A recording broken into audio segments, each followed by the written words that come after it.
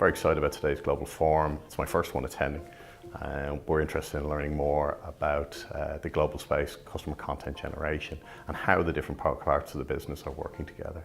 The travel industry is, it's a group of moving parts. And like no other industry, everyone is involved in making sure that the customer has as best possible journey as they can do.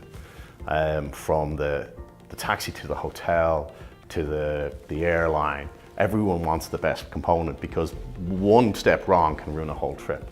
So I feel that any forum where we're getting together so that the spokes are both aligned so that we're going in the same direction at the same speed is worth doing.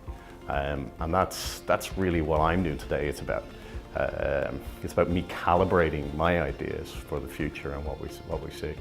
So that end-to-end piece is what I think we're all looking at in the next 5 to 10 years, is taking the intelligence that we're gaining from a customer about their flight pattern, their arrival patterns, what they like, and working that into the perfect journey for them as an individual.